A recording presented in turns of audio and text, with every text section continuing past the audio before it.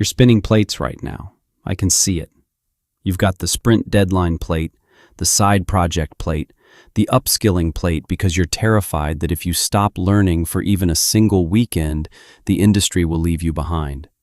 You've got the plate where you pretend you're fine in stand-up, the plate where you mentor the junior dev even though nobody mentors you, the plate where you answer Slack messages at 10:30 at night because you think responsiveness is the same thing as value.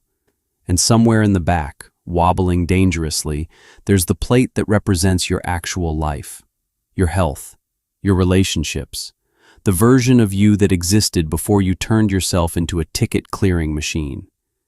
And here's what nobody tells you. Some of those plates need to hit the floor, not because you're failing, because you're finally thinking clearly. The problem is not that you have too much to do. You will always have too much to do. The backlog is infinite. That is not a temporary condition of your current job. That is a permanent feature of this career. There will never come a Friday afternoon where you lean back and say, well, that's everything. There's nothing left to build or fix or learn. It doesn't exist. And if you keep operating as though you can keep every single plate in the air if you just move fast enough, you will break. Not might, will. I've watched it happen to developers far more talented than me. They didn't burn out because they were weak. They burned out because they were strong for too long in the wrong direction.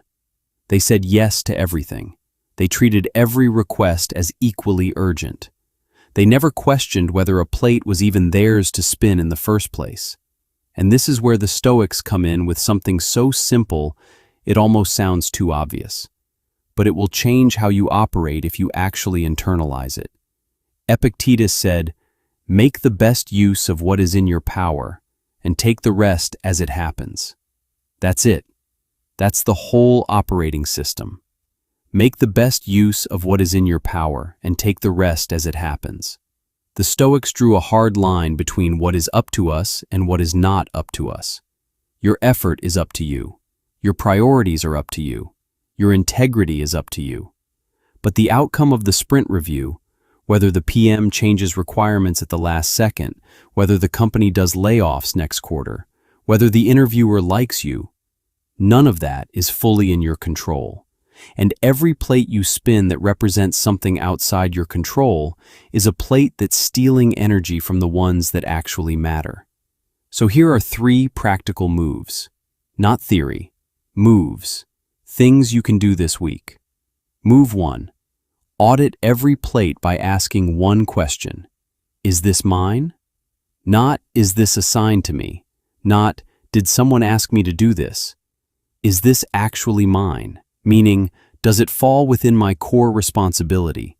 Does it align with what I'm trying to build in my career? And would dropping it cause genuine material harm or just mild discomfort for someone who should be handling it themselves? You will be stunned by how many plates you're spinning out of guilt, out of habit, or out of some unspoken belief that if you're not doing everything, you're not enough. Developers are especially prone to this because our identity gets wrapped up in being the person who can figure anything out. But being capable of carrying a weight doesn't mean it's your weight to carry. Move 2. Choose your 3 plates for the day and let the rest wobble.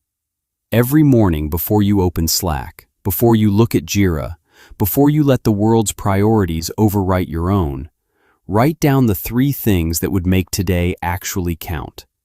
Not 3 tasks, 3 outcomes. What would make you go to bed tonight and feel like the day wasn't wasted?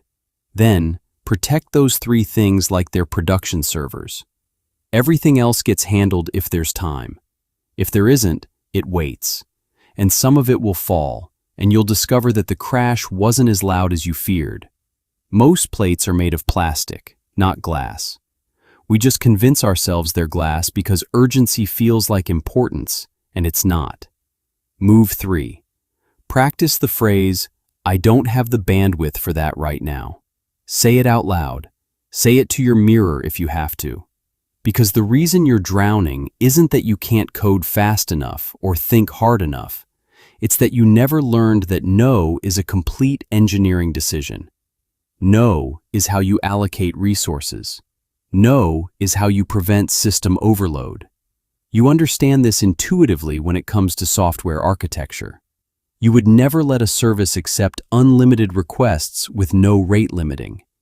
But you do it to yourself every single day. You are a system. Rate limit yourself. Let the plates hit the floor. Not all of them, the right ones. The ones that aren't yours. The ones that don't matter as much as you've been pretending they do. The ones that are.